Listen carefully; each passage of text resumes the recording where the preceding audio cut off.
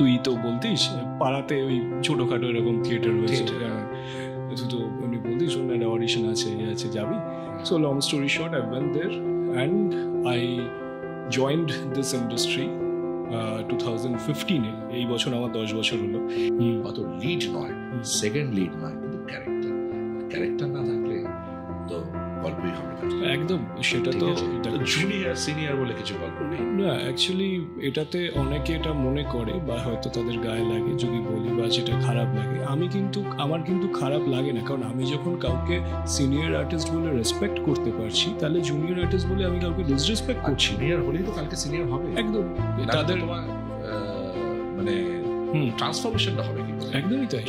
But যেহেতু আমি সময়টা খরচা করেছি, যেহেতু আমি আমার পয়সা খরচা করেছি, এনার্জি নষ্ট করেছি, আমি সেখান থেকে ব্যাক আউট করছি না।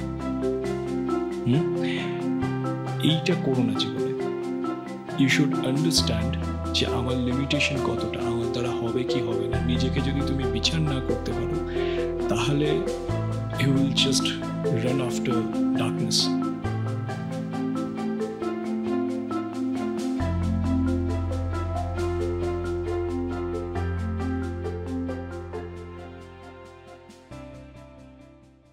Welcome to my career my choice podcast, another special addition.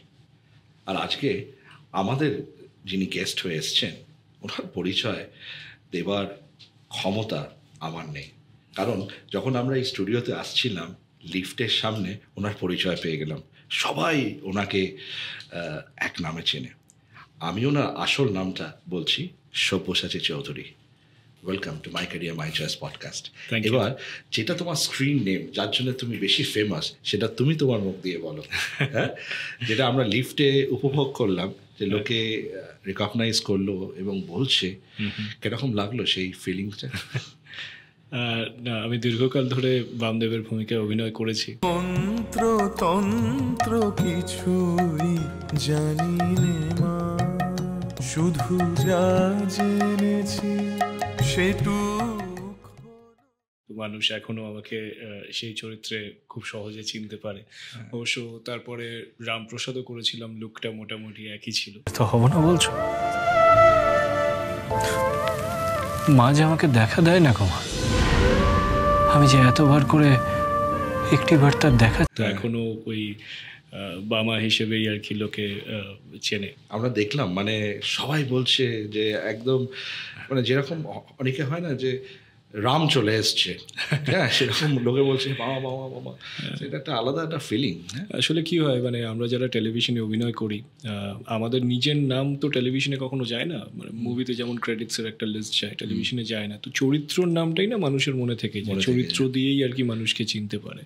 তো ওইটা মানে ওইভাবেই আর কি মানুষ মনে রাখে আমাদেরকে। তো আমাদের মাই ক্যারিয়ার মাই চয়েস পডকাস্টের একটাই উদ্দেশ্য হচ্ছে আগামী প্রজন্মকে ইন্সপায়ার করা তোমার গল্প দিয়ে, তোমার কিভাবে তুমি তোমার ক্যারিয়ারটা অ্যাচিভ করেছো। তো আমি তোমার বায়ো রিড করছিলাম, তুমি তো হোটেল ম্যানেজমেন্ট করেছো IHM থেকে, তারপরে তুমি মাস্টার্স করেছো লন্ডন থেকে, অক্সফোর্ডে ছিলাম, অক্সফোর্ড ব্রুকস ইউনিভার্সিটি থেকে করেছো। তারপরে হয়তো PhD করতে পারতে, তুমি নিজে বলছিলে যে তুমি হয়তো প্রফেসর হতে পারতে, চাকরিও করেছো, কিন্তু কিভাবে তুমি এই অ্যাক্টিংয়ের জগতে আসলে? ওকে, লং স্টোরি।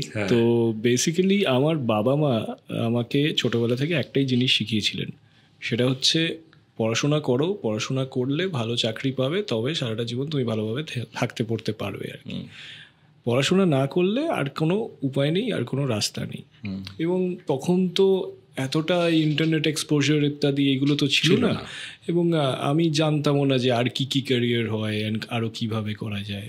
তুমি হয়তো জানবে যে তখন ওই বই বেরোতো একটা করে, যেখানে ক্যারিয়ার অপশন হিসেবে থাকতো, এরকম বিভিন্ন জায়গাতে থাকতো। তো আমার বরাবরই মানে ছোট থেকে আমি না মানে কিছু শিখিনি কখনো। মানে হয় না যে বাচ্চাদেরকে আমরা নাচ গান কবিতা আবৃত্তি কিছু তো একটা শেখাই। আমার মা আমাকে কেবল একবার একটা আঁকার ক্লাসে ভর্তি করেছিল, এবং আমি 2টো ক্লাসে গিয়েছিলাম। 2 ঘন্টা 4 ঘন্টা ধরে একটা জাহাজ আমাকে আঁকতে বলেছিল, আমার জাহাজটা আমি জলে কিছুতেই ভাসাতে পারি, কারণ এরকমই ডুবে যেত, ঠিক আছে। তো এই দুটো ক্লাসের পর আমার মা আমাকে বলে খুব হয়েছে, থাক তুই খেলতে যা। তাতে পাড়াতে আমি খেলতাম ওইটাই। আমি ছোটোবেলাতে ভাবতাম যে আমি ক্রিকেটার হব, কারণ ক্রিকেটই খেলবো। আর তখন তো ক্রেজ, তখন তখন সচিন তেন্ডুলকর, সৌরভ গাঙ্গুলি, আমার ঘরে পোস্টার টাঙানো এইসব ব্যাপার, কিন্তু আমি খেলছি কোথায়? পাড়াতে, ঠিক আছে। মানে আমি রবি শাস্ত্রী, একটা ক্রেজ। আমি পাড়াতে খেলে ভাবতাম যে হ্যাঁ মানে আমি মোটামুটি টেন্ডুলকারের পরেই আর কি আমি নামছি খেলতে, ঠিক আছে। Second down Tendulkar, third down আমি, এমনি একটা ব্যাপার ছিল। তো ইভেনচুয়ালি যত বড় হলাম বুঝলাম যে না, অলিক কল্পনা, সব কিছুরই একটা প্রসেস আছে, একটা লার্নিং প্রসেস আছে, কোনোটাই আমি করব বললেই করা যায় না আর কি। কিন্তু ছোট থেকে আমার ওই এক্সট্রা কারিকুলার অ্যাক্টিভিটিস বা কো কারিকুলার অ্যাক্টিভিটিস যা বলে থাকে লোকে, আমার কিচ্ছু ছিল না বা এখন অবধি নেই। এবং এই যে আমি অভিনয় করি, আমি কোনো দিন অভিনয় শিখিনি, মানে আবৃত্তি শিখিনি, আমি কখনো থিয়েটার ওয়ার্কশপ বা ইত্যাদি কোথাও যেতে পারিনি। আক্ষেপ যে হয়নি বা হতো না তা নয়, এখনও আমার মনে হয় যে যদি ওই স্কুলিংটা থাকতো হয়তো আর একটু বেটার আর একটু ডেভেলপড অভিনয় হয়তো করতে পারতাম। তো সেটা আমার কখনো ছিল না। বাট যখন আমি কলেজ থেকে পাস আউট করলাম আমাদের IHM কলকাতা থেকে, তো আমি হোটেল জয়েন করিনি। I was working with Metro Cash and Carry. Okay. তো HO ছিল ওদের ব্যাঙ্গালোরে, ওখানে আমি জয়েন করি, তারপরে কলকাতায় পাঠিয়ে দেয়। ঘরের কাছে চাকরি, ভালো কোম্পানি, জার্মান, এখন তো নেই, মানে বিক্রি হয়ে গেছে, বাট তখন সেই সময়টা ভালো ছিল। অ্যান্ড ঠিক আছে, সেইভাবে দেখতে গেলে it was a pay heavy company and everything was perfect. তো আমার বাবা মা ভেবেছিল যে যাক ছেলে মোটামুটি আছে, কারণ এই যে হোটেল ম্যানেজমেন্টের আগেও গল্প আছে, আমাকে ইঞ্জিনিয়ারিং পড়তে পাঠানো হয়েছিল, আমি পালিয়ে চলে এসেছি, পড়বো না, এইসব হয়েছে। এটাও হয়েছে? হ্যাঁ হ্যাঁ। মানে তাহলে প্যারেন্টস যেটা এখনো যেটা চলে যাচ্ছে যে ফার্স্ট অপশন হচ্ছে ইঞ্জিনিয়ার, ডক্টর ফার্স্ট, তারপর ইঞ্জিনিয়ার, তারপরে বাদ কি অপশনসগুলো ওপেন আপ হয়। তো তোমারও সেরকম একটা অধ্যায় ছিল যেখানে তুমি ইঞ্জিনিয়ারিং পড়তে গেছিলে আর তুমি চলে এসেছিলে। হ্যাঁ হ্যাঁ। এবং মানে আমার বাবা মা দুজনেই যেহেতু মানে প্রফেশনালি কাজ করতেন, আমার বাবা ওয়াজ ইন IBM, মা ওয়াজ ইন ড্যানিয়েলি, এখানে অফিস ছিল। তো বাবা মার কাছে ওইটাই ছিল যে হ্যাঁ ঠিক আছে, ছেলে পড়বে, বিটেক করবে, অ্যান্ড তারপরে মানে চাকরি করবে। অ্যান্ড বলতে নেই, আমিও পেয়ে গেছিলাম ICAR বলে একটা ইয়ে আছে, Indian council for agricultural research, সেটার একটা এক্সাম হয়। I cracked ICAR for some reason, আমি জানি না। অ্যান্ড একটা সেন্ট্রাল গভর্নমেন্ট কলেজে আমি এগ্রিকালচার ইঞ্জিনিয়ারিং পেয়েছি। ওকে। সো আমার বাড়ি থেকে আমাকে খুব উদ্বুদ্ধ করে যে যা এটা কর, এটা খুব ভালো, and so on. Even I thought that it might be good. আমি গেলাম, কয়েক মাস পর থেকে আমি দেখলাম যে না, this is not my cup of tea, অসম্ভব। তো আমার এখনো মনে আছে, the college was in Ranipul, Gangtok থেকে 15 মিনিট আগে। ওকে। তো ওই যে পাহাড়ের যে সৌন্দর্যটা না, মানে ওই যে নৈসর্গ হেনা তেনা যা হয় আর কি, ওটা তুমি উপভোগ করছিলে? করেছিলাম 1 মাস। তারপরে ইভাপোরেটেড আউট, জল নেই, খাবার নেই, গ্যাস আসছে না, ল্যান্ডস্লাইড হয়েছে, সে কত কিছু আর কি। 22টা ছেলে, 2টো বাথরুম, মারামারি হচ্ছে। সেন্ট্রাল গভর্নমেন্ট কলেজ তখন নতুন ওখানে এস্টাবলিশ করেছে ওরা, and so on. Infrastructure, this was 2007 I am talking about, ঠিক আছে। So after 10 months 11 months I called up my mother. মাকে বললাম যে মা, আমার দ্বারা হবে না, আমি বাড়ি যাচ্ছি। অ্যান্ড আমি সব ব্যাগপত্র গুছিয়ে বাড়িতে, 1 সপ্তাহ কেউ কথা বলেনি আমার সাথে। তারপরে things became fine, and eventually আবার IHM তারাতলাতে আমি ঢুকি। IHM মানে হচ্ছে ইন্ডিয়ার নাম্বার 1। হ্যাঁ, সেই এন্ট্রেন্সটাও তুমি ক্র্যাক করলে। হ্যাঁ, তাহলে এটা বলা যেতে পারে যে তোমার মধ্যে একটা মানে স্কলার লুকিয়ে আছে। তুমি সেটা জানো কি জানো না আমি জানি না, কিন্তু ওই লুকিয়েই আছে, মানে আই অলওয়েজ বিলিভ দিস যে আমি যদি চাই আমি পারি, কিন্তু চাইবো কেন? কারণ ওটা আমার না, আমার বাবা মার প্রতি একটা খুব অভিমান ছিল। একটু ক্রিকেট খেলতে চেয়েছিলাম, খেলতে দিল না, ঠিক আছে। একটু অন্য কিছু করতে চাইলাম, একটু ক্রিয়েটিভ কিছু করতে চাইলাম, সেটা বলছে একদিন ড্রয়িং এর খাতায় জাহাজটা ডুবলো না বলে ড্রয়িংটাই বন্ধ হয়ে গেল। হ্যাঁ, মানে এইটা হচ্ছে মানে আমার কাছে না, আমার সবসময় এটা মনে হয়েছিল যে আমি হ্যাঁ করতেই পারি, কিন্তু কেন করবো? তো হ্যাঁ, তো এই সমস্ত করে আমি কলেজ এখান থেকে বেরোই। বাই দ্য ওয়ে, তার মাঝখানে আমি আমাদের ক্যানেলওয়ার্থে আমি ট্রেনিং হয়েছে 6 মাস, সেসব হয়ে গেছে। হোটেল ম্যানেজমেন্ট একটা ইন্টার্নশিপ থাকে আর কি, সেটা করতে হয়। সব হয়ে আই ডিসাইডেড যে না, হোটেল জয়েন করবো না। তো I join corporate sales in Metro Cash and Carry. I worked there for 2 years. 2 years. 2013-তে আমি চাকরি ছাড়ি and I went off for my masters. তো মাস্টার্স স্পেশালাইজেশন কি ছিল? Dark tourism. ডার্ক ট্যুরিজম, তো একটা অদ্ভুত স্পেশালাইজেশন। হ্যাঁ, এবং আমি জানি না এখন পড়ানো হয় কিনা, মনে হয় না যে খুব একটা পড়ানো হয় আমাদের এখানে। সেটা সেই টাইমে অক্সফোর্ড ব্রুকস ইউনিভার্সিটিতেই পড়ানো হতো। ল্যাঙ্কাশায়ারে ছিল, ছিল। হ্যাঁ, তো এই ডার্ক ট্যুরিজম সাবজেক্টটা না আমাকে বরাবরই খুব, মানে ইট ওয়াজ সো ইন্ট্রিগিং যে আমি খুব ভাবতাম, আমার কাছে কি মনে হয় জানো তো, পড়াশোনাটা it's almost like a triangle. আমরা যখন পড়তে শুরু করি, মানে যখন আমরা স্কুলে আছি, তখন বেসটা অনেক বেশি থাকে, এতগুলো সাবজেক্ট, এত কিছু। এবার তুমি যত উপরে যাবে তুমি দেখবে you are narrowing it up, and finally তুমি একটা সাবজেক্ট নিয়ে পড়াশোনা করছো যেটা তোমাকে ইন্টারেস্ট দিচ্ছে বেসিক্যালি, যার জন্য তুমি রাতে জাগছো, যার জন্য তুমি আনন্দ পাচ্ছ পড়াশোনা করে। And if you find that tip of your entire study, মানে পুরো ইয়েটাতে, দেন ইউ আর স্যাটিসফাইড। তো আমার মনে হয়েছিল যে ডার্ক ট্যুরিজম হলো সেই টিপটা, যেটা আমি খুঁজে পেয়েছিলাম সেই সময়, and I was very satisfied. But তখন প্রবলেম হয়ে গেল আলাদা। প্রবলেম হয়ে গেল যে survival over there in England, because it's very expensive. And আমি এখান থেকে, ইংল্যান্ড তখন একটা আলাদা ফেজ দিয়ে যাচ্ছিল 2008-এর পর, লেহম্যান ব্রাদার ক্র্যাশের পর 2013-তে, তখন তাদের ব্রেক্সিট চলছে। It was a different phase for Great Britain, মানে ইউনাইটেড কিংডম। এবং জিবিপি তখন 100-র উপরে আমাদের এখানে যা ইয়েতে চলছে আর কি। সো আমি যখন ওখানে যাই, সেটাও যে আমার বাবা মা যে খুব খুশি হয়েছিল তা নয়, কারণ এটা হাতের 5 লক্ষী চাকরি রয়েছে, বাড়ি থেকে যাতায়াত করছি, সেসব ছেড়ে দিয়ে আমি ওখানে চলে যাব। And I was very adamant about it, and I said যে আমি যাব, আমি যা করবার ওখানে করবো, আমি আইল সারভাইভ সামহাউ।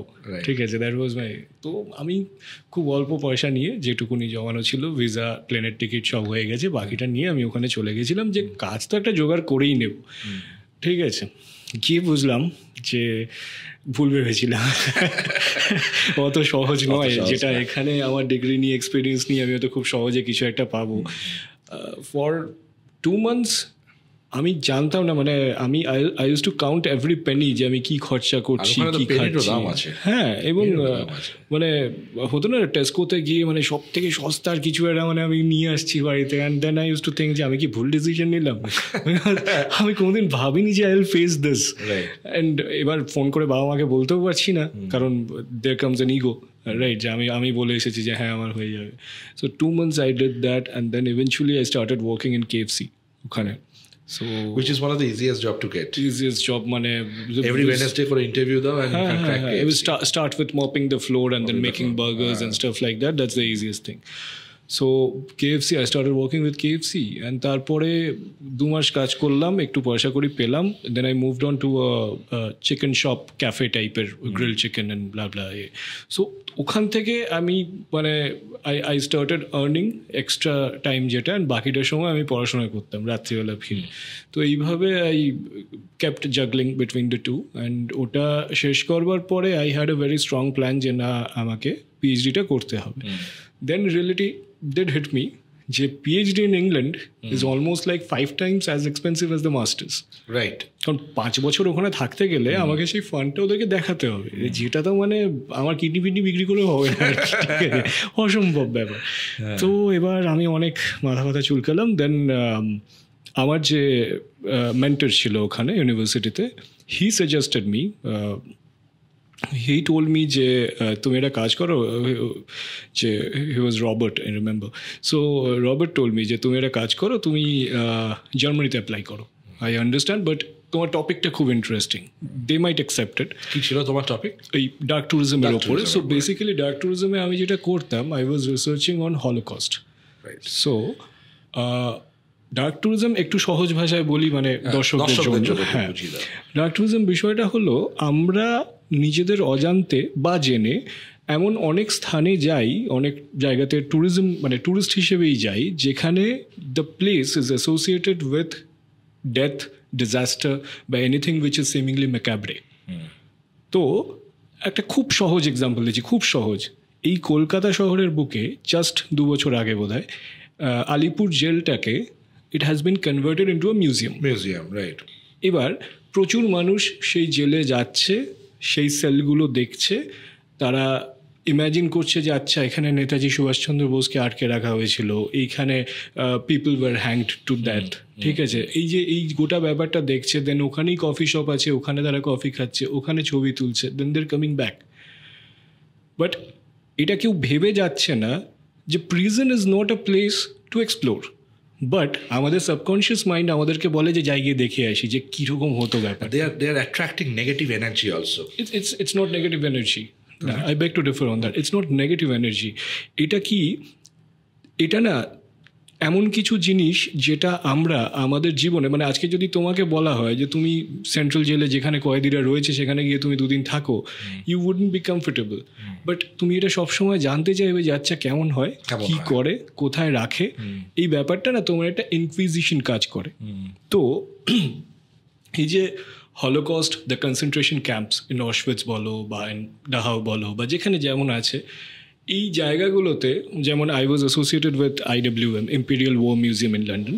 তো এখানে there are different sections, Holocaust sections, যেখানে প্রচুর এরকম আর্টিফ্যাক্টস থেকে শুরু করে যে সমস্ত জিনিস দিয়ে জিউসদের ওপর অত্যাচার করা হতো সেগুলো সব সেখানে রাখা আছে। Why would a person go there to visit that? মানে তার ছুটিতে লন্ডনে এসে সে সেগুলো কেন দেখছে, অ্যান্ড সেটা দেখার পর তাদের রিয়াকশন কী হয়, তাদের সাইকোলজিক্যাল চেঞ্জেস কী হয়। I have seen people crying সেখানে দাঁড়িয়ে, জাস্ট ওই ভয়াবহতাটা ইম্যাজিন করে, সেই জিনিসগুলো দেখে সেটা কেন হবে। আমি যখন সেখানে গেছি, I was so heavy hearted on the first day that I couldn't speak. And আমি জাস্ট একটা ইনস্টেন্স বলছি, maybe I am dragging the story. মানে এটা খুব ইন্টারেস্টিং একটা, মানে before I reach the acting part আমি জাস্ট বলছি, এটা আমার একটা অদ্ভুত অভিজ্ঞতা, আমি এটা শেয়ার করতে পারি। IWM লন্ডনে একটা হলোকস্ট সেকশনে there is a table, marble table, ঠিক আছে। There are artefacts on the walls, and আমি মার্বেল টেবিলের উপরে হাত রেখে সেগুলো দেখছি যে তার নিচে নিচে লেখা আছে কোনটা কী হয়েছে। And there are instruments which was built by the Nazis, যেটা দিয়ে জিউসদের উপর অত্যাচার করা হতো। ছোট্ট একটা যন্ত্র যেখানে তো আঙুল ঢুকে চাপ দেবে, your finger goes backward. So there R things like that on the wall, and I was seeing that ওই টেবিলটাতে হাত রেখে। তো ওখানে তো মোস্টলি ইট ইজ ডিজিটালাইজড, সব জায়গাতে আইপ্যাডস থাকে, লোকজন কম। তো one person came running towards me and said যে sir you cannot touch the artefacts. And আমি বললাম আমি তো কিছু ধরিনি। And then I realise okay this is also an artefact, যার উপর আমি হাত রেখে দাঁড়িয়েছিলাম। তো স্বাভাবিকভাবেই কৌতূহল যে এটা কী দেখতে গেলাম। ইটস আ মার্বেল টেবল, একদিকে একটু slanted and there is a hole over there. তো প্রথমে কিছু বুঝিনি, then I realised there are belts যেটা ছিঁড়ে গেছে দুটো সাইডে। সো মোর দ্যান কত 28,000 জিউস বা কিছু, বা কত নাম্বার অফ জিউস যারা কিনা অটিস্টিক ছিল, যাদের হয়তো দেওয়ার নট ওয়েল মেবি, বা এজেড ওল্ড যারা ছিল, তাদেরকে ওখানে বেঁধে দেয়ার থ্রোটস use to B slashed. And ওই স্ল্যান্টটা দিয়ে the blood use to go, and ওই ফুটোটা দিয়ে নিচে পড়তো। And the drained out body used to be thrown into the fire pyres আর কি যেগুলো বানানো হতো। Inhuman torture. Inhuman, and I couldn't believe that I was standing on that. মানে হাত রেখে আর কি, I was just I didn't realize that, and it took me days to get it over my head that আমি ওখানে দাঁড়িয়েছিলাম আর ওটা ধরে আর কি। সো এরকম প্রচুর জিনিস আছে সেখানে which actually is quite intriguing, and এটা খুব সহজ ভাষায় বলতে গেলে রাবার নেকিং বলা হয়। খুব সহজ এক্সাম্পল, ধরো তুমি বাসে করে যাচ্ছ আমাদের কলকাতার রাস্তা দিয়ে, অ্যান্ড কোনো একটা জায়গাতে একটা বাইক অ্যাক্সিডেন্ট হয়েছে, একটা জটলা সেখানে দাঁড়িয়ে আছে, ঠিক আছে। তুমি দেখবে যে বাস থেকে প্রত্যেকটা লোক জানলা দিয়ে উঁকি বাড়িয়ে দেখে যে কী হয়েছে, ইস বাবা কী রক্ত, এ বাবা তো বাঁচবে না, কথা বলে সবাই। কেউ নামে না, কেউ তাকে হসপিটালে নিয়ে যায় না, কেউ কিছুই করবে না, আবার 2 মিনিট পরেই ব্যস্ত হয়ে যাবে ফোনে। বাট এটা ওরা দেখছে, ইস বলছে, তাহলে কেন দেখছে? That's the primal instinct which we have inside. in a subconscious mind, যেটা at certain times এই ইনকুইজিশনটা আমাদের বেরিয়ে আসে. there is a reason যে কারণে এই এত ওয়েব সিরিজ অ্যান্ড এত সিনেমা বেরোচ্ছে which is on serial killers, which is a thriller, which is a murder mystery. People are like gobbling it. কেন? Because it's there inside. যেটা আমরা দেখতে পাই না, যেটা আমরা করতে পারি না, we imagine that. যে আচ্ছা এটা হলে কেমন হতো. So more or less my subject was that. Okay, excellent subject. তো যাই হোক, এই একটা এত কিছু বলার একটাই ব্যাপার, এবার আমি অভিনয় ফিরি. So I was suppose to go for PhD in Munich. মোটামুটি কথাবার্তা হয়ে গেছে কলেজে. দে টোল্ড মি দ্যাট আমাদের এই বছরে ইনটেক সেরকম নেই, বিকজ ওরা যদি স্টুডেন্ট নেয় তাহলে ওদেরকে স্টাইপেন্ড দিতে হয়. তো they did not get a grant that year. আর আমাকে বলেছিল যে you apply for the next year but we like your subject.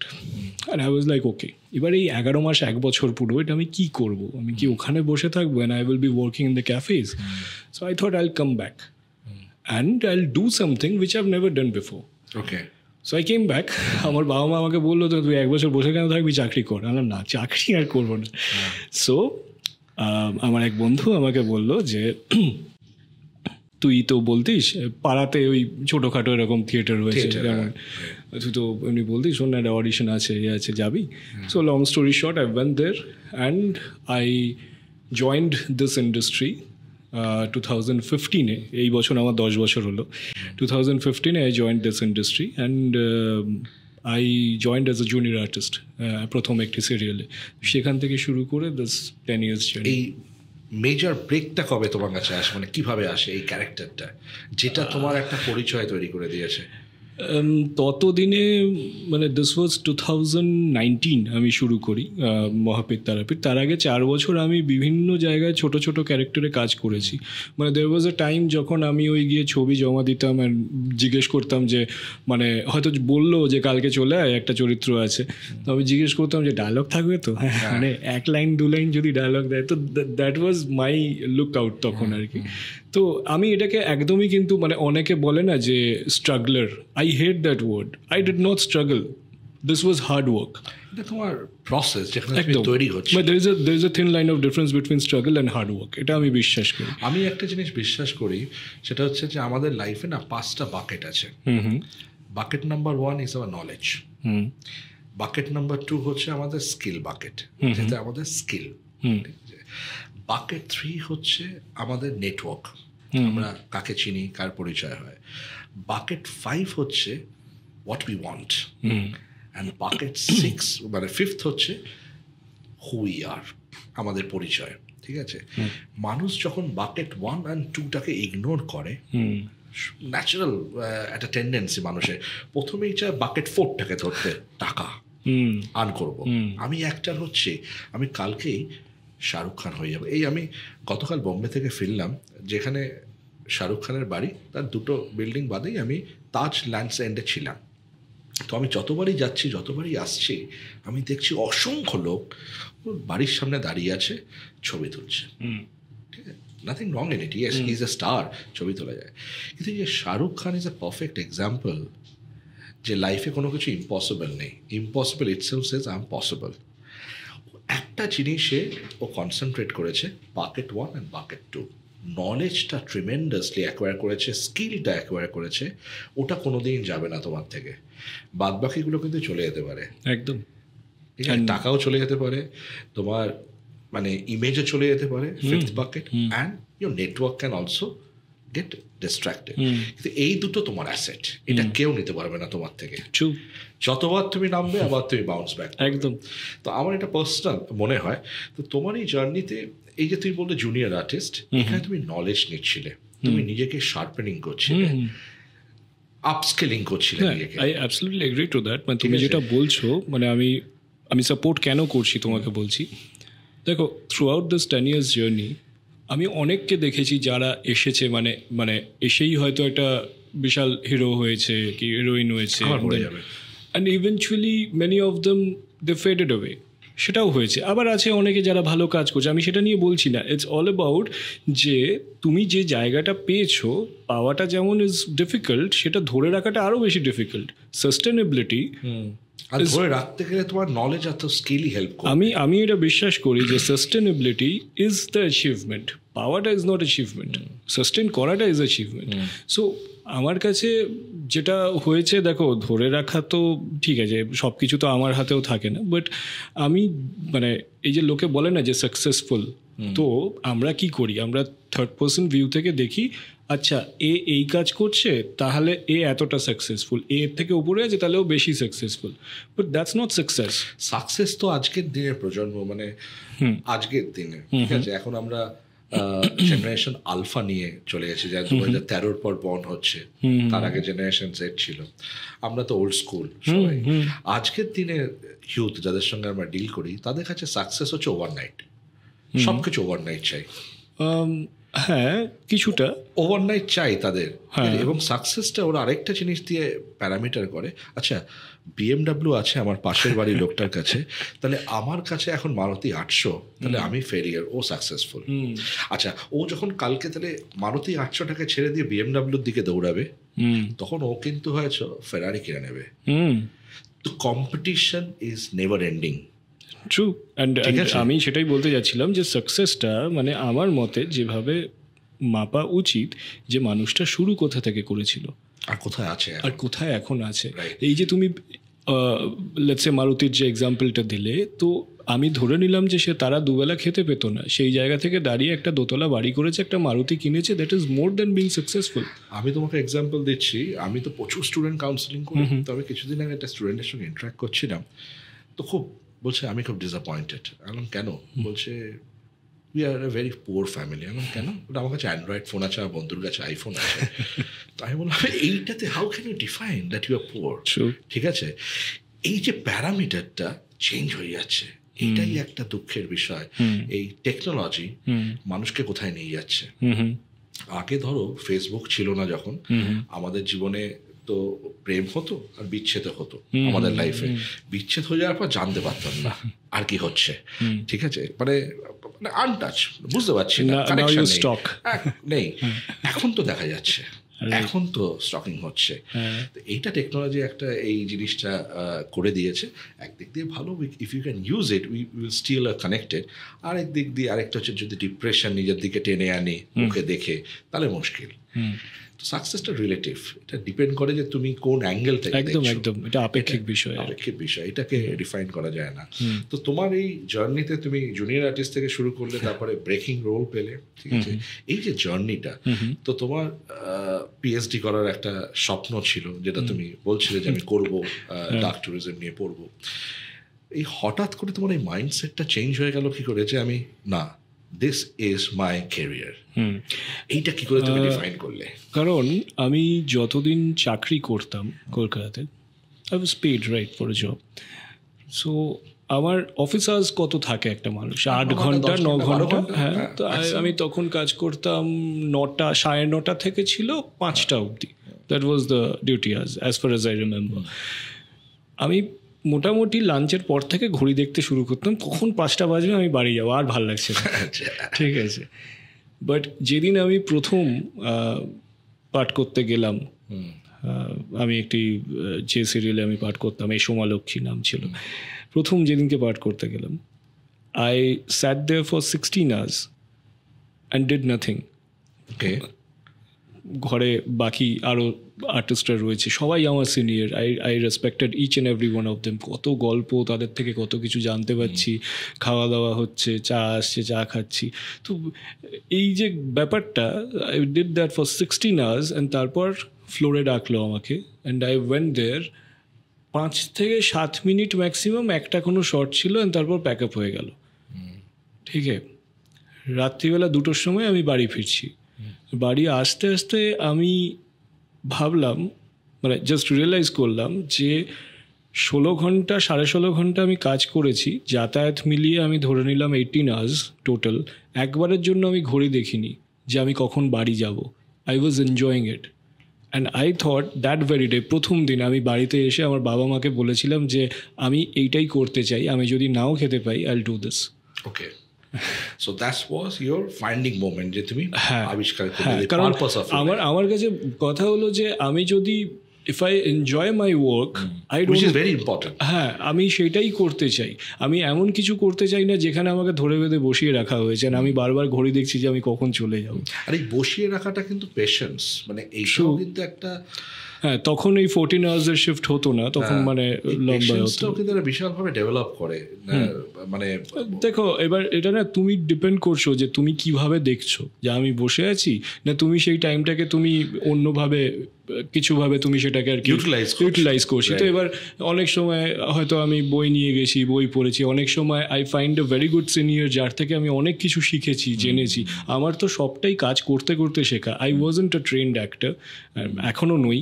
তো আমি প্রথম দিন যখন গেছি আমি ক্যামেরার লেফট রাইট জানতাম না, ঠিক আছে, আমি ফ্রেম বুঝতাম না। তো সেখান থেকে দাঁড়িয়ে কাজ করে করে নাও মানে I am writing, I am trying to direct on my own. তো দ্যাটস আ জার্নি, আমার কাছে ইটস আ লার্নিং প্রসেস।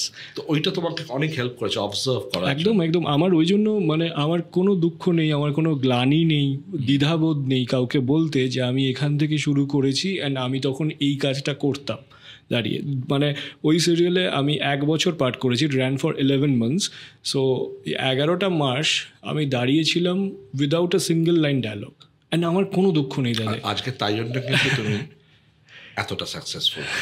তার কারণ হচ্ছে তোমার মানে তোমার এই জার্নি থেকে আমার আরেকটা ক্যারেক্টারের কথা মনে পড়ছে বলিউডে, নওয়াজুদ্দিন সিদ্দিকী। মানে আমি বলছি তোমাকে নওয়াজুদ্দিন সিদ্দিকীরও ডিফারেন্স ইজ হিউজ। না ডিফারেন্স ইজ হিউজ না, এটা তুমি মনে করছো এটাকে। ও যে ক্যারেক্টারগুলো রোলটা প্লে করেছে, কখনো কখনো একটা ক্যারেক্টার আমরা চিন্তামই না, আমরা সিনেমা দেখে গেছি, কিন্তু যখন টাইম আসলো he was completely prepared. Right right. So তুমি তোমার preparation, but there is a basic difference. He was an NSD pass out.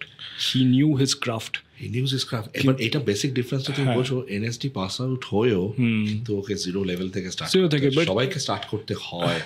তুমি হয়তো এনএসডি, তোমার এনএসডি হচ্ছে ইনস্টিটিউশন, যেখান থেকে তুমি ইন্ডাস্ট্রি হচ্ছে তোমার এনএসডি। একদম একদম। আমি ওই শিখে এখান থেকে তুমি শিখছো, এর থেকে বড় এনএসডি এর কিছু নেই। মানে তুমি যেখান থেকে কর্মক্ষেত্র থেকে তুমি শেখো, এখান থেকে আর বেটার কিছু শেখার নেই। কিন্তু এই যে পেশেন্সটা ধরে রাখা, আজকালকার দিনে কেউ ধরে রাখতে পারে না, তার না হারিয়ে যায়। আর জুনিয়র আর্টিস্ট বলো, যেটা তুমিও বলতে চাইছো আমিও বলতে চাইছি না, জুনিয়র আর্টিস্ট বলে কিছু হয় না। Is always an artist. An artist না artist, right? Actor is an actor. সেটা ছোট রোল করুক আর যাই করুক, হি ইজ অ্যান অ্যাক্টর। যখনই ক্যামেরা ফেস করছে সে একজন অ্যাক্টর, ক্যারেক্টার। অত লিড নয়, সেকেন্ড লিড নয়, কিন্তু ক্যারেক্টার। আর ক্যারেক্টার না থাকলে তো গল্পই হবে না। একদম। সেটা তো জুনিয়র সিনিয়র বলে কিছু গল্প নেই না। অ্যাকচুয়ালি এটাতে অনেকে এটা মনে করে বা হয়তো তাদের গায়ে লাগে যদি বলি, বা যেটা খারাপ লাগে। আমার কিন্তু খারাপ লাগে না, কারণ আমি যখন কাউকে সিনিয়র আর্টিস্ট বলে রেসপেক্ট করতে পারছি, তাহলে জুনিয়র আর্টিস্ট বলে আমি কাউকে ডিসরেসপেক্ট করছি। জুনিয়র হলেই তো কালকে সিনিয়র হবে। একদম। তাদের তোমার মানে ট্রান্সফরমেশনটা হবে কি করে? একদমই তাই, জার্নিটা। এবং এটা যত দিন যাবে, দেখো আজকে কে কত বছর কাজ করলো, কার কত বছর ইন্ডাস্ট্রিতে হলো, সেটা দিয়ে তো তার উচ্চতা বিচার করা যায় না। সে কিভাবে নিজেকে ডেভেলপ করেছে, কত ভালো ক্যারেক্টার করেছে, এবং তাকে মানুষ কিভাবে চিনছে, দিনের শেষে তো তারাই বিচারক যারা দেখছে আর কি। তো তাদের চোখে মানুষের মানে যারা দর্শক, তাদের চোখে তারাই বিচার করে দেয় যে কে কোন পজিশনে আছে। আমরা কে বিচার করার? আমরা কেউ নেই, আমরা কেউ নেই। তো তোমার জার্নি শুরু হয়ে গেল, এবং তারপরে তুমি এখন তো লিখছো, ডাইরেকশনও দিয়েছো একটা শর্ট ফিল্ম, একটা শর্ট ফিল্মে। আর এই প্যাশনটা কি করে ডেভেলপ করছে, এই যে রোলগুলো চেঞ্জ হচ্ছে? দেখো মানে অভিনয় বা সিনেমা যাই বলো না কেন, আমার প্যাশনটা ছোটবেলা থেকে, when I started watching films, বাংলাতে একটি মাত্র মানুষকে আমি প্রচণ্ডভাবে মানে ফলো করতাম, শ্রদ্ধা করতাম, Soumitra Chattopadhyay, none other than him। এবার ইংরেজিতে বলতে পারো যে আমি ছোটোবেলাতে প্রথম সিনেমা আমি দেখে ভেবেছিলাম যে আমি অভিনয় করব, তখন আমি কবে ক্লাস 5-এ পড়ি, টিভিতে র্যাম্বো দেখেছি, ঠিক আছে, র্যাম্বো 2 ভিয়েতনাম, ঠিক আছে, সিলভাস্টার স্ট্যালোন, দেখে ভেবেছি এইটা তো করতেই হবে। তো র্যাম্বো আর সৌমিত্র চট্টোপাধ্যায় দুখানা দুই দিকে আর কি। তো ওই তার মাঝামাঝি কোথাও এটা খোঁজবার চেষ্টা করছি। তো দ্যাট ওয়াজ মাই ইন্সপিরেশন বলতে পারো ছোট থেকে। একদিকে এই আমি যত অ্যাকশন সিনেমাগুলো হতো আমি সব দেখতাম, HBO মুভিজে তখন দেখাতো। আর তার সাথে যেটা হতো সেটা হচ্ছে জয় বাবা ফেলুনাথ, সোনার কেল্লা, আমি যা যা হয়েছে সেগুলো তখন দেখতাম আর কি। তো এটা আমার কাছে খুব একটা আনন্দের বিষয়। এবার যত বড় হয়েছি তত হয় না যে তোমার টেস্ট বার্ডটা চেঞ্জ হতে হতে যায়, and it went finer over Times. তো এখন যদি বলো মানে সবসময় যেটা বহুকাল ধরে টম হ্যাঙ্কস, মেরিল স্ট্রিপ, সেই ধরনের কিছু ছবি, সেই ধরনের দেখতে দেখতে একটা তখন মনে হয় যে না একটা হয়তো এমন কোনো গল্প লিখলাম বা এমন কিছু একটা ক্রিয়েট করলাম যেটা একটু হলেও ডিফারেন্ট। সবাই তো সেটাই চায় করতে আর কি, বলতে পারো যে সেইভাবেই শুরু হয়। আর যেটা শর্ট ফিল্ম ডিরেকশনের কথা বলছো, that happened all of a sudden. আমাদের একটা ছোট গ্রুপ আছে ন্যাড়া ছাদের গপ্প, NCG বলে। তো আমরা মূলত অডিও স্টোরি করে থাকি ইউটিউবে একটা চ্যানেলে। তো প্রত্যেক সপ্তাহে একটা করে অডিও স্টোরি করা হয়। তো এবং তাতে আমরা মানে মূলত 4 জন দেখি সেটা।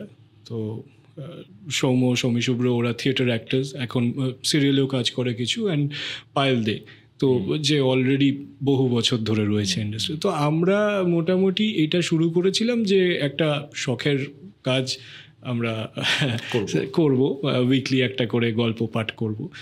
এটা যে খুব যে প্রফেশনালি করছিলাম বা কিছু তা নয়। এটা করতে করতে লাস্ট ইয়ার হঠাৎ করে একটা ডিসিশন হয় যে অডিও তো এতগুলো কাজ করছি, ওয়াই নট ভিজুয়াল কিছু একটা বানাই।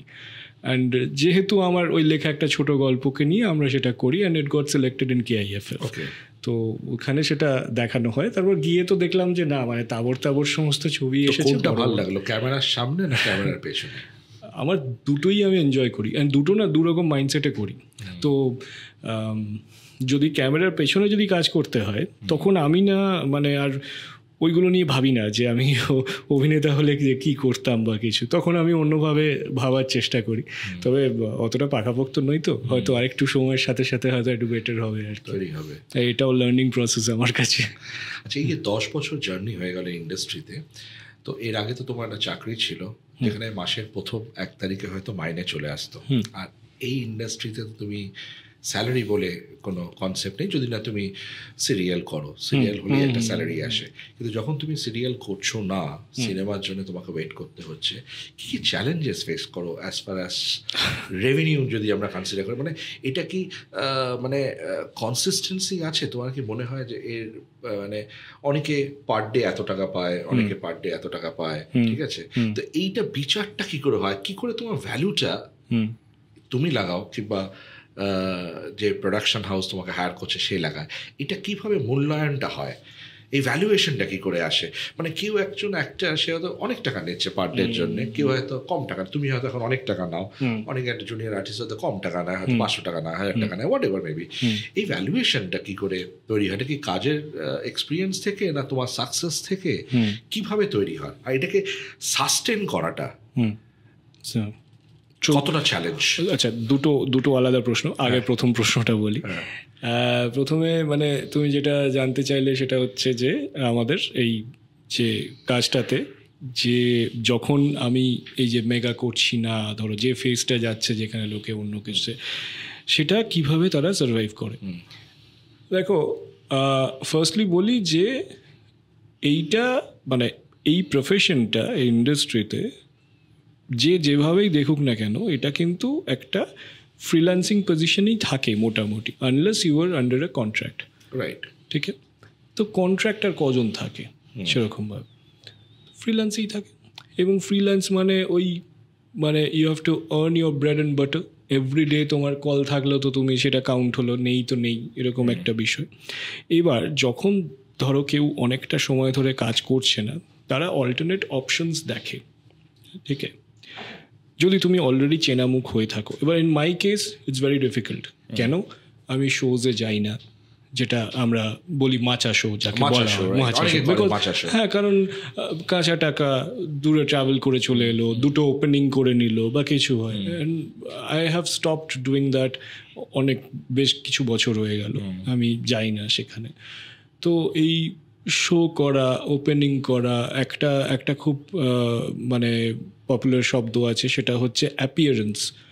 তো অ্যাপিয়ারেন্স ইজ সামথিং লাইক যে কোনো একটি ইভেন্ট হচ্ছে, সেখানে গিয়ে তুমি খানিকক্ষণ রইলে, কথা বলে চলে এলে, ফর অ্যাপিয়ারেন্স ইউ গেট ফিস। অ্যাক্টার্সরা সেটা করে, কিছু ওপেনিং করতে যাচ্ছে, অ্যান্ড স্টোর ওপেনিং তো আছেই। অ্যান্ড এখন আরেকটা যেটা অ্যাডেড হয়ে গেছে সেটা হলো সোশ্যাল মিডিয়া।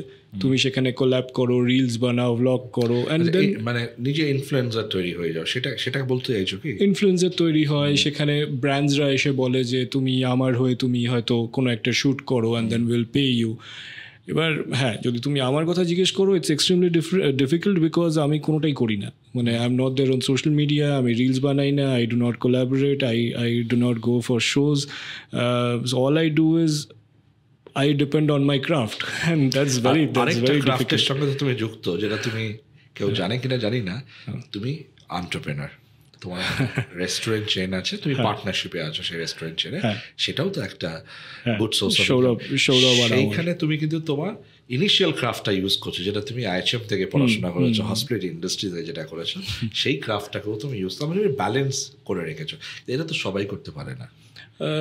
দেখো, হোদলস করাটা মানে এটা যে আমরা করব এরকম কোনো প্ল্যান তো লং টার্ম প্ল্যান ছিল না।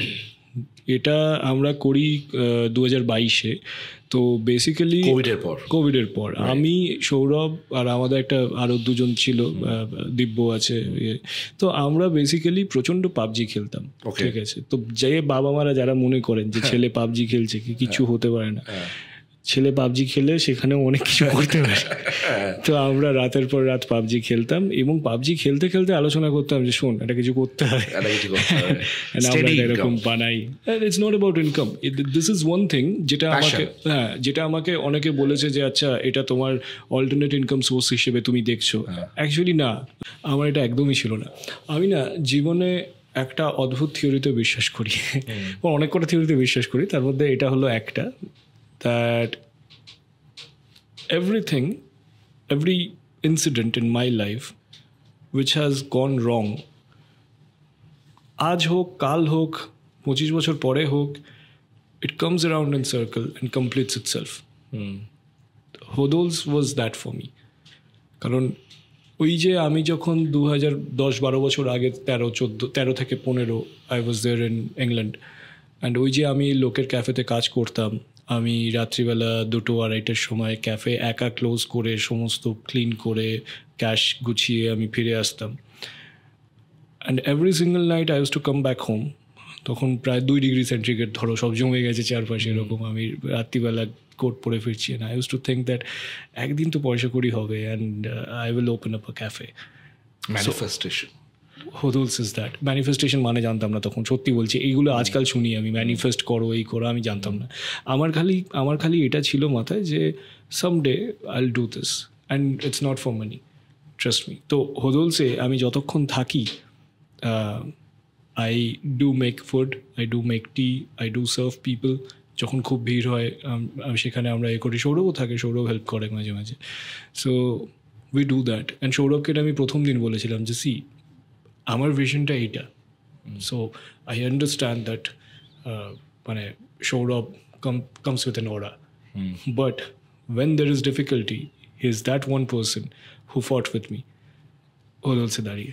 তো we did that for 2.5 years now almost, and one of the successful cafe. হ্যাঁ, মাঝখানে খারাপ ফেজ গেছে, আবার প্রচুর ক্যাফে এসছে, but this one I can recall, আমিও হোদলে একবার গেছিলাম, এবং তোমাদের একটা কাশ্মীরের কাওয়া চা আমি খেয়েছিলাম, because that was the need of that our. মানে আমার তখন গলাটা প্রচণ্ড, মানে আমি অনেকক্ষণ একটা লেকচার দিয়ে এসছি, I was desperately looking for something. তো আমাকে অনেকগুলো চাট দিল। তো দার্জিলিংতেই ফার্স্ট ক্লাস সব জায়গায় পাওয়া যায়। তো বললো যে আমাদের কাছে কাশ্মীরের কাওয়া আছে।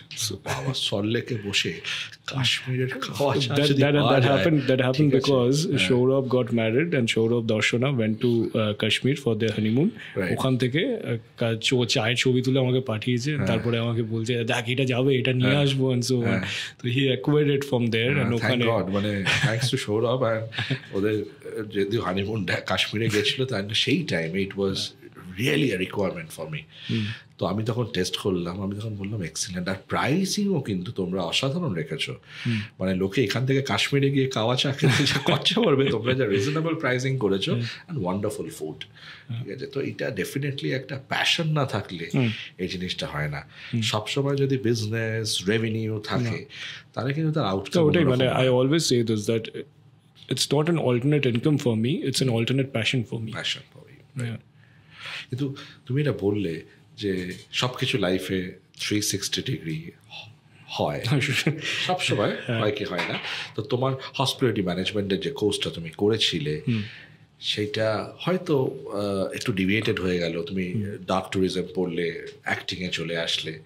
কিন্তু আজকে এই হোদল, এই রেস্টুরেন্ট চেনটা, এই ক্যাফেটা হওয়ার পর এটা একটা 360 ডিগ্রি কমপ্লিট হলো। ওই নলেজটা এখানে তোমার কিন্তু কাজে লাগছে, ইমপ্লিমেন্ট করতে পারছো।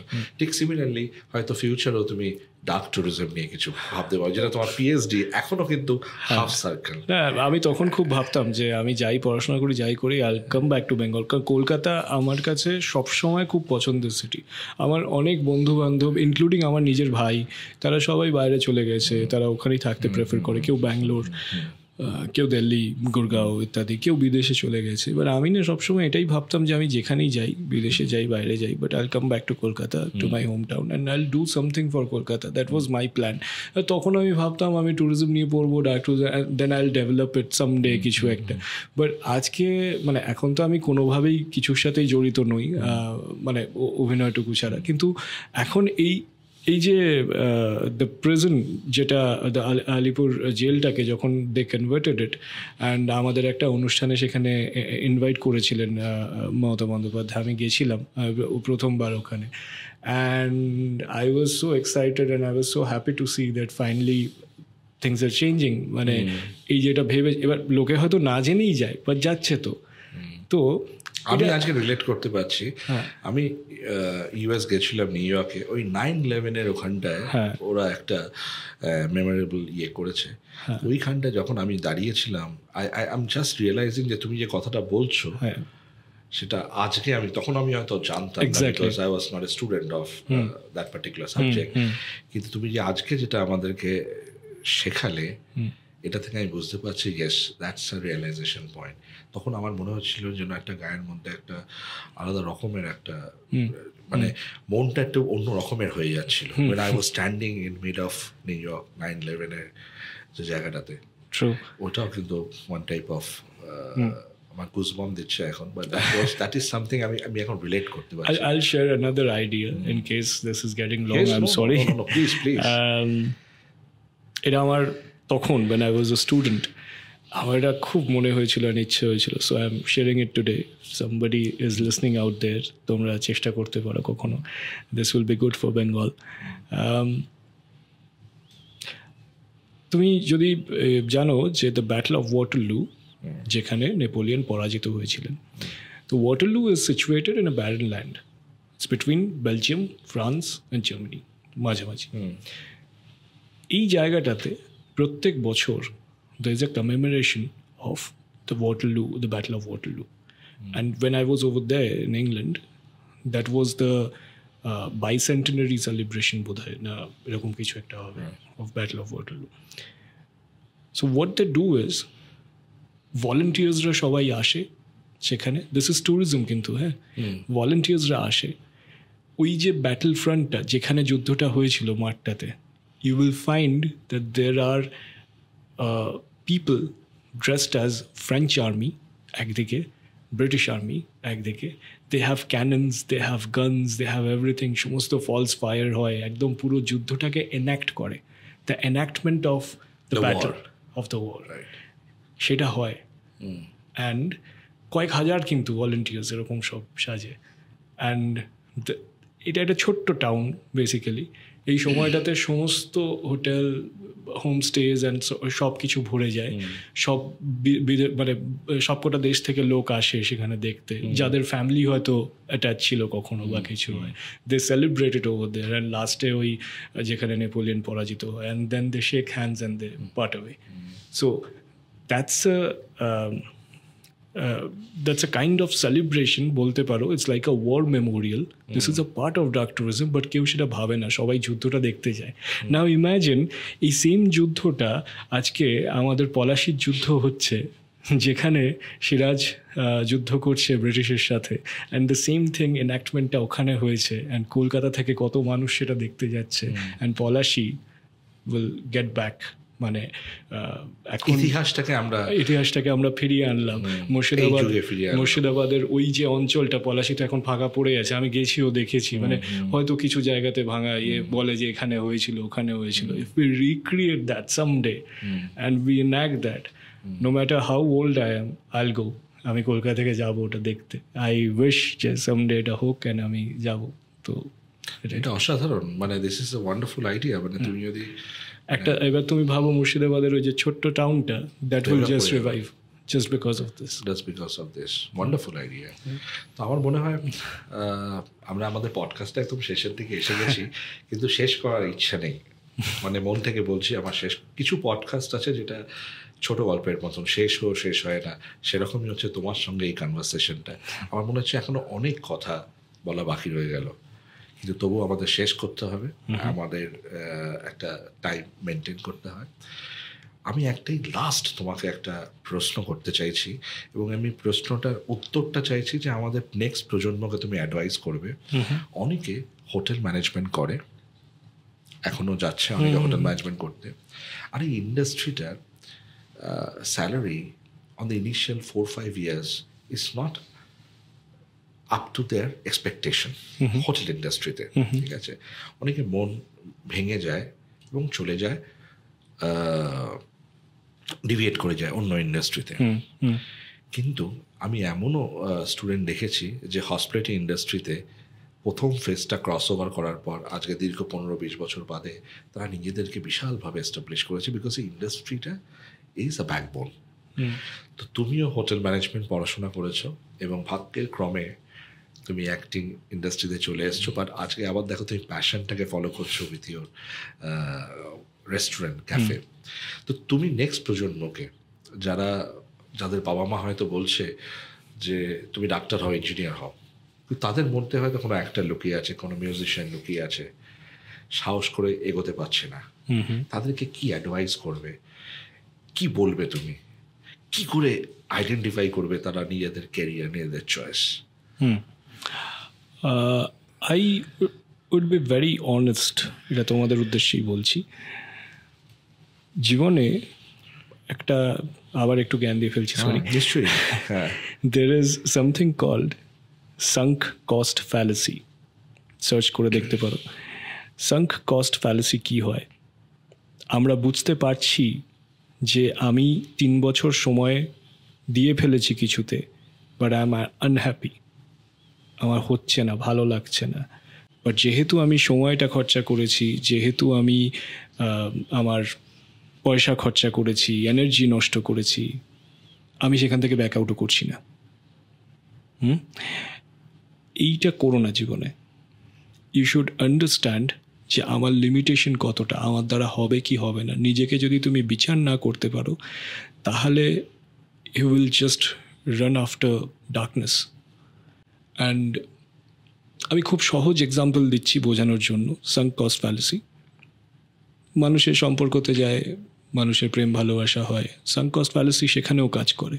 কি হয়, 3-4 বছর হয়ে গেছে, কারোর সাথে প্রেম ভালোবাসা হয়েছে, তারা জানে যে ইটস নট ওয়ার্কিং আউট, রোজ ঝামেলা হচ্ছে, ঝগড়া হচ্ছে, অমুক হচ্ছে, কিন্তু ভাবছে ঠিক আছে, হয়তো ঠিক হয়ে যাবে, হয়তো এটা হয়ে যাবে, এতদিন তো চলে গেছে, I have already spend so many years over this broken relationship, and then never back out. হয়তো বিয়েও হলো, হয়তো 10-15-20 ইয়ার্স একসাথে রয়েও গেল, and at a point they will realize যে আমি সারা জীবনে করলাম কি, my life is blank, I did not enjoy it, but আমি করেছি ডিউটি. সেটা চাকরিতে হয়, সেটা সম্পর্কে হয়, সেটা ক্যারিয়ারে হয়, সেটা বিজনেসে হয়, হতেই থাকে. আমি কেবল এইটাই বলবো যে কোনো দিন যদি তোমার মনে হয় যে তোমার বাবা মা তোমাকে হয়তো কোনো একটি কোর্স করিয়েছেন, বা তুমি কোনো একটি চাকরি করছো যেটা তোমার ভালো লাগছে না, কিন্তু কি আছে, করতে হবে, মাস গেলে মাইনে তো পাচ্ছি, বাবা মা বলবে যে দেখ এই বাজারে কিন্তু কাজ পাওয়া যায় না, বন্ধুরা বলবে কাজ ছাড়িস না, বন্ধুরা বলবে যে তুই কি পাগল, এই দেখ তুই তো ঘুরছিস ভাই, খাচ্ছিস, হ্যাঁ আমাদেরকে দেখ পয়সা নেই, অনেকে অনেক কিছু বলবে। But don't fall into sunk cost fallacy, get out of it. যেটা তোমার মনে হচ্ছে যে তুমি 24 ঘন্টা জেগে থেকে করতে পারবে, you will just insert all of your passion, energy, channelise your energy into it, সেইটা করো, ফলের আশা করো না। That's my point. এই কথাটা সুবাদে আমি একটা কথা বলি, আমাদের যখন আমরা ছোট থাকি তখন আমাদের স্কুল যেতে ইচ্ছে করে না। ছোটোবেলায় মনে হয় যে কবে এই স্কুলটা শেষ হবে, কলেজে যাব। আবার যখন কলেজে যাই তখন মনে হয় যে কলেজে তো এসে গেছি, একটা গার্লফ্রেন্ড যদি হয়ে যায় আমাদের জীবনটা কিন্তু শুধরে যাবে। গার্লফ্রেন্ডও পাওয়া যায়, কিন্তু গার্লফ্রেন্ড পাওয়ার পর আমাদের মনে হয় যে না, এবারে চাকরি পেয়ে যাই, তাহলে তো বিয়ে করতে পারবো, না তো বিয়েও হবে না, চাকরিও পেয়ে যাই, তারপরে মনে হয় এবার বিয়েটা করি, তারা জীবন সুখের হবে না। বিয়েও হয়, তারপরে ফ্যামিলি প্রেশারে বলে তোমার সন্তান আসছে না, তুমি সন্তানও আসে, তখন মনে হয় সন্তান বড় হয়ে যাক তারপরে আমি খুশি হব। মানুষের আর খুশি হওয়া যায় না, জীবনটা চলে যায়। এইটা যেন না হয় তাহলে প্যাশনকে ফলো করতে হবে, সেটা তুমি করেছো এবং আশা করব তোমরাও করবে। দেখতে থাকো my career my choice podcast, আর আসার জন্য অসংখ্য ধন্যবাদ। Thank you very much for your time. Thank you.